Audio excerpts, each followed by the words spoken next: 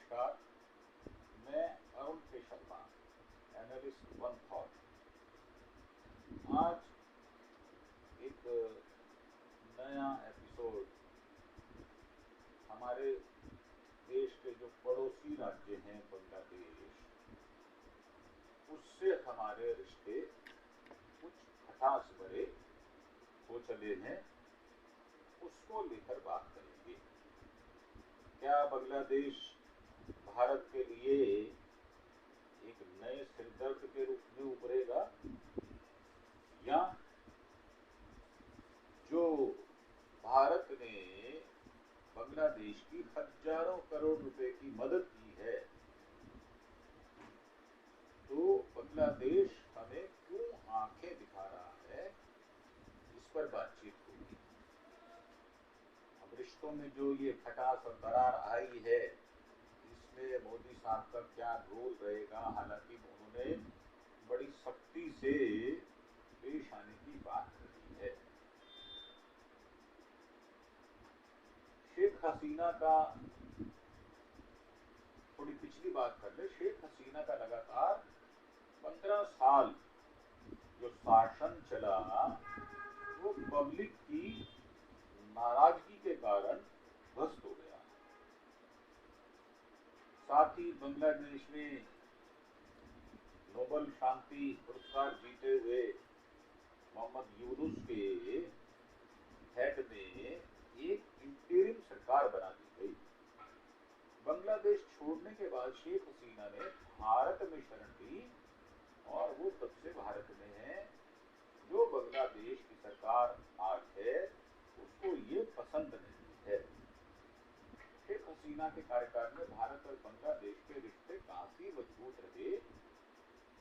कुछ महीनों से लगातार उसमें जो गिरावट है वो देखी जा रही है। हाल ही में बांग्लादेश से पोर्ट्स के माध्यम से यार्न, ऊन या कपास के धागों के आयात को निलंबित कर दिया गया, जिसकी वजह से ये तलखी पड़ी है।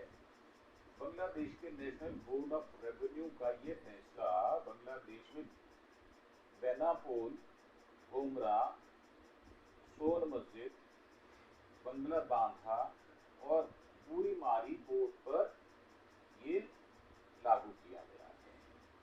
ये वही पोर्ट्स हैं जिनसे बांग्लादेश में भारत से यार्न का आयात किया जाता था।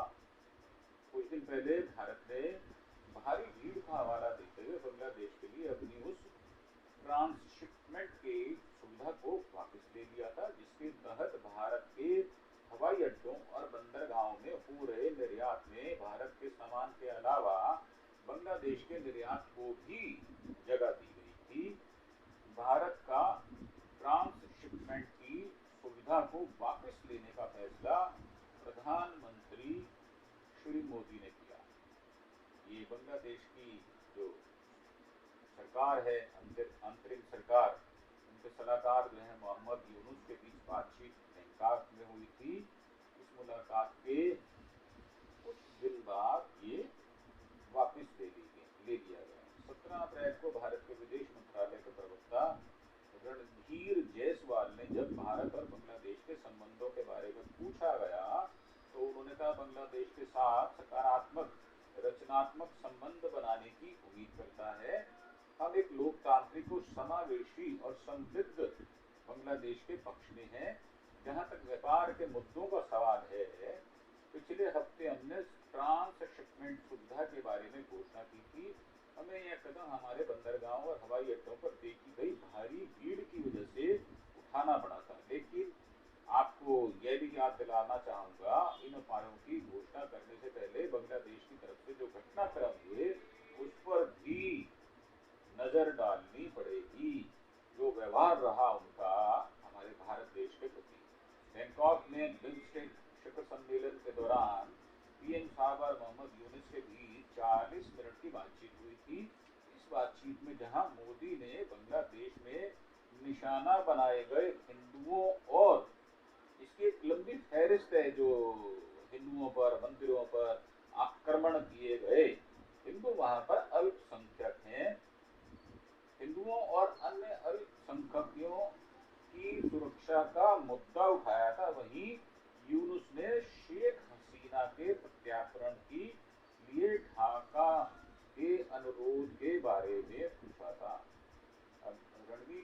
साहब ने जो बयान दिया है, हमारे विदेश मंत्रालय के प्रवक्ता जो हैं, भारत बांग्लादेश के साथ सकारात्मक रचनात्मक संबंध बनाने की उम्मीद करता है। हम एक लोकतांत्रिक और समावेशी और समृद्ध बांग्लादेश के पक्ष में हैं। जहाँ तक व्यापार मुद्दों का सवाल है, पिछले हफ्ते हमने ट्रांसशिपमेंट सुविधा के बारे में घोषणा की थी। ये हमने बता दिया कि हमारे बंदरगाह जो है वो ज़्यादा बिजी हैं, हमारे खुद के जो एक्सपोर्टर्स होते हैं उनका माल रह जाता है, इस वजह से ये हमें कदम उठाना पड़ा। और ऐसा भी माना जा रहा है कि बीते 5 दशकों में भारत ने बांग्लादेश की जो मदद की है वो कई प्रकार से है। पाकिस्तान आर्मी के जुल्म सितम और वहाँ की सरकार से भेदभाव से त्रस्त होकर विद्रोह शुरू हुआ था 1971 में, और पाकिस्तान की सेना को हराकर बांग्लादेश बना था, भारत की सहायता से बना था। भारत ने सबसे पहले उसको रिकॉग्नाइज किया था। पिछले 7 दशकों में भारत अपने नए पड़ोसी की मदद के लिए तैयार रहा है और अपना नुकसान भी सहा है। 1996 में दोनों पक्षों ने गंगा नदी के लिए गंगा जल बंटवारा संधि की थी। बांग्लादेश के लिए खेती और पानी की जरूरतों के लिए जरूरी भी था। 2006 में भारत ने एक तरफा फैसला किया, जिसके बाद सिगरेट शराब को छोड़कर बांग्लादेश से सारी चीजें भारत में जारी जीरो टैरिफ पर आती थी। अब देखने वाली बात यह है, देखो हम किसी सरकार की मदद करते हैं और हम जीरो टैरिफ रखते हैं, तो ये बहुत बड़ी बात है। बांग्लादेश के लोग चीन से फैब्रिक खरीदते हैं और भारत को कपड़े बनाकर भेज देते हैं। इससे भारत की लोकल इंडस्ट्री को परेशानी होती है। जो लुधियाना वगैरह में हमारी इंडस्ट्री थी उसको काफी नुकसान सहना पड़ा। इसके बावजूद उसे सुविधा मिली हुई थी। 2010 से 20 तक भारत ने करीब $8 बिलियन यानी 68,000 करोड़ रुपए की लाइन ऑफ क्रेडिट दी थी। सड़क, रेल, बंदरगाह 17 प्रोजेक्ट्स में निवेश किया था। 2015 में लैंड बाउंड्री एग्रीमेंट के तहत दोनों देशों ने 162 छोटे छोटे इलाकों का बंटवारा किया था, जिससे सीमा विवाद खत्म हुआ था। और इसका श्रेय जो है वो हमारे प्रधानमंत्री को जाता है। इसमें भारत ने बांग्लादेश को 10,000 एकड़ से ज्यादा जमीन दी थी, जबकि जमीन वापस उनसे बहुत कम ली गई थी। भारत ने 2023 में बांग्लादेश को रोजाना 2000 मेगावाट बिजली भी देते रहे हैं। इसके अलावा 2023 में इंडिया बांग्लादेश फ्रेंडशिप पाइपलाइन के जरिए बांग्लादेश को डीजल देना शुरू किया। 2021 में कोविड के दौरान भी भारत ने बांग्लादेश को 33 लाख कोविशील्ड वैक्सीन जो थी वो मुफ्त में दी थी। अस्पतालों के लिए दवाइयां, उपकरण भी दिए थे। 22-23 में दोनों देशों के बीच $12.12 बिलियन यानी करीब 1.4 लाख करोड़ का व्यापार हुआ। उसमें ज्यादातर रोजमर्रा की चीजें थी। अब शेख हसीना के तख्ता पलट के बाद जो बांग्लादेश का रवैया रहा वो आपको पता है। और बांग्लादेश अब पाकिस्तान से अपनी पींगे बढ़ा रहा है, ये भी सबको सर्वविदित है। सितंबर और दिसंबर में मोहम्मद यूनुस ने पाकिस्तान का दौरा किया था। 1971 के चलते जो गिले शिकवे हुए थे उनको बुलाने की कोशिश भी जारी है। और इसमें जो रिपोर्ट है कि शेख हसीना के इस्तीफे के 3 हफ्ते बाद ही केयरटेकर सरकार ने पाकिस्तान को गोला बारूद का ऑर्डर किया था। इस ऑर्डर में 40,000 करोड़ से ज्यादा का गोला बारूद, 40 टन 2,900 जो है RDX भी उसके अंदर किलो शामिल है।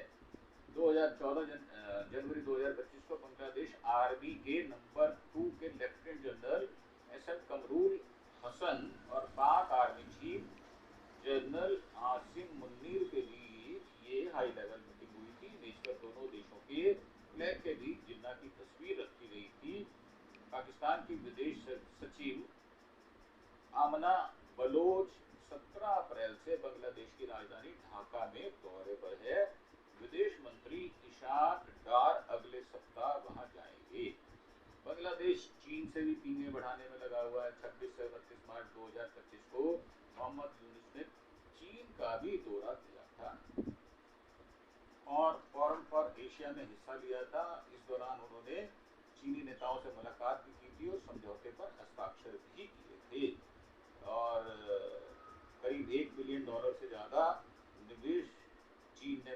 बांग्लादेश में किया है, जिसमें मोंगला बंदरगाह का डेवलपमेंट शामिल है। यह बंदरगाह कोलकाता से करीब 200 किलोमीटर की दूरी पर है। भारत ने इसके लिए चिंताएं भी जताई थी। अब बांग्लादेश में 4 hospital, Robert physiotherapy centre, cardiac surgery vehicle दान करने का ऐलान किया है चीन ने। चीन ने औद्योगिक आर्थिक क्षेत्र CEIZ की स्थापना और मोंगला बंदरगाह के लिए $400 मिलियन यानी लगभग 3400 करोड़ रुपए की फंडिंग की घोषणा भी की है। इसी वजह से बांग्लादेश भारत को आंखें दिखाना शुरू कर चुका है। 13 अप्रैल को बेना बोले मोमरा, बंगला बांधा, बारीमारी और सोना मस्जिद लैंड पोर्ट के जरिए भारत से आयात होने वाले सूत पर इसी वजह से पाबंदी लगाई गई थी। क्या बांग्लादेश भारत के लिए बड़ा सिरदर्द बनेगा? मुझे लगता नहीं है कि ये सिरदर्द बनने वाला है, क्योंकि बहुत छोटा देश है और हमने ही उसको आज़ाद कराया था। बांग्लादेश चीन और पाकिस्तान से रिश्ते मजबूत करके भारत के लिए मुसीबतें खड़ी जरूर कर रहा है, परंतु पाकिस्तान काफी समय से बांग्लादेश के जरिए भारत पर दबाव बनाना चाहता है, लेकिन शेख हसीना की सरकार की वजह से पाकिस्तान को यह मौका नहीं मिल सका। पाकिस्तान ने मोहम्मद यूनुस की अंतरिम सरकार के सहारे बांग्लादेश में अपनी स्थिति को मजबूत पकड़ बनाना शुरू किया है। जिस भारत ने बांग्लादेश को जमीन वापस दिलाई, वही बांग्लादेश अब भारत को आंखें दिखाने का काम कर रहा है। विदेश मामलों की स्टडी करने वाले विल्सन सेंटर ने साउथ एशिया इंस्टीट्यूट के डायरेक्टर माइकल ओगेलमैन ने एक इंटरव्यू में बताया कि भारत और बांग्लादेश खुली सीमा है, जिसके जरिए सामान लोग आसानी से इधर उधर ले जाते हैं। यही वजह है कि भारत को नुकसान हो रहा है। और भारत का जो है पूर्वोत्तर राज्य पश्चिमी राज्यों से जोड़ता है। इसको चिकन नेक कहते हैं, जिसमें चिकन नेक को सिलीगुड़ी कॉरिडोर भी कहा जाता है, क्योंकि यह रास्ता बहुत संकरा है। यह भारत के पश्चिम बंगाल राज्य में स्थित है, जो 22 किलोमीटर चौड़ा है। चिकन नेक भारत की सुरक्षा के लिहाज से बेहद खास है। अगर इस रास्ते को किसी तरह से रोका गया तो भारत के पूर्वोत्तर राज्य अलग अलग हो सकते हैं। देश को 2 हिस्सों में बट जाने का खतरा है। इस रास्ते से होकर भारत के पूर्वोत्तर राज्यों में इंपोर्ट और एक्सपोर्ट किया जाता है। अब ये बात ये है कि बांग्लादेश के बदलते रुख पर भारत ने अब तक किया क्या है?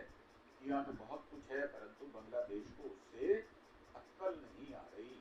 भारत ने बांग्लादेश की करीब 800 किलोमीटर बिना बाढ़ वाली बॉर्डर पर बाढ़ लगाने का काम तेज कर दिया है अपने बचाव के लिए। बांग्लादेश के साथ कुल 4096 किलोमीटर बॉर्डर बढ़ाई गई है, निगरानी रखी गई है और उसको बढ़ाया जा रहा है।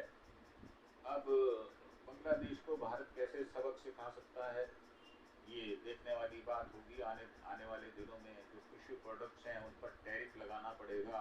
भारत बांग्लादेश के जूट, मछली, तंबाकू जैसे कृषि उत्पादों पर टैरिफ बढ़ाने की चेतावनी दी है। टैरिफ बढ़ने से बांग्लादेश की अर्थव्यवस्था को झटका लग सकता है, क्योंकि बांग्लादेश की GDP का 16% निर्यात से आता है और दूसरा नंबर जो निर्यात में है वो भारत का है। बिजली की आपूर्ति पर भी कंट्रोल किया जा सकता है। 2 मेगावाट बिजली सप्लाई करता है, जो भारत की ऊर्जा जरूरतों का बड़ा हिस्सा है। हम अपनी जरूरत काट कर बांग्लादेश को ये बिजली देते आए हैं।